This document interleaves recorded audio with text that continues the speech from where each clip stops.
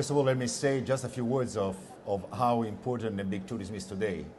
In a month, we will have the 1 billionth international tourist crossing an international border. And tourism represents about 6% of global GDP and 1 in every 12 jobs worldwide. So it is a leisure activity, but an activity that contributes greatly to development. So this is why we're having this dual relationship with climate change. As you rightly mentioned, we have, for example, destinations suffering more and more from heavy hurricanes.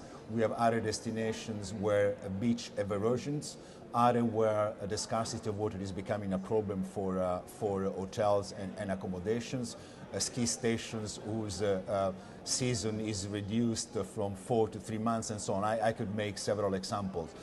And we are therefore very much concerned about the negative impact that climate change can have and consequently what could have on development and poverty, because tourism is a poverty reduction tool, an important one. On the other hand, tourism, we have calculated a contribution of some 5% of the CO2 emissions globally, and we have to engage, as in WTO, with our partners to drive some changes in trying to reduce those percentages. We have detected a great commitment from the private sector, which is, of course, our main interlocutor, also from other international organizations like ICAO and WMO. And so we are here to present our strategies and to have opportunities for discussion with other stakeholders. Right. I mean, what can be done in very general terms to try to lessen the impact of mass tourism on a particular area? Yeah. It's rather than the direct impact of mass tourism is reduce, for example, the consumption of energy.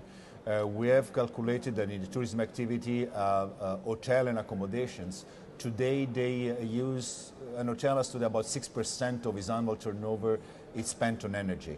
With very simple decisions or changes of lighting system or conditioning system, that can be reduced to 2.5%.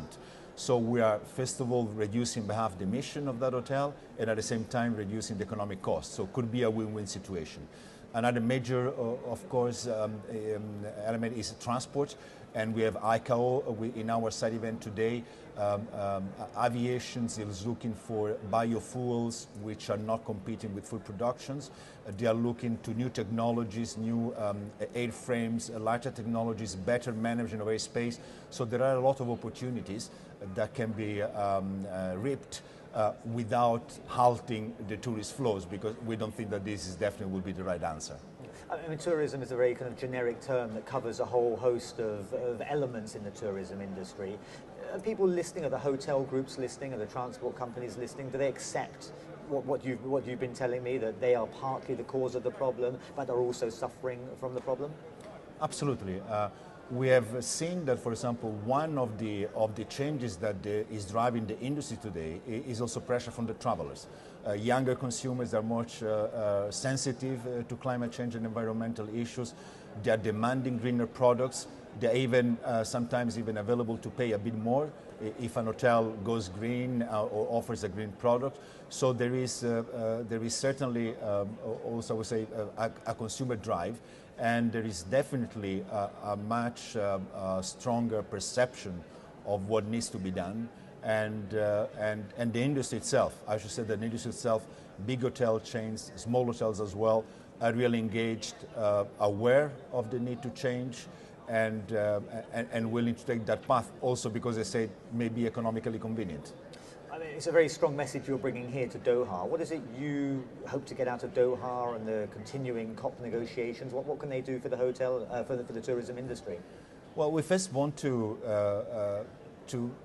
have people know here about tourism, because tourism as such is not a sector which is being negotiated. And we would like to stress, as I say, the development value that tourism has. And we would also like to plead for mitigation measures that should not be too heavy on developing countries.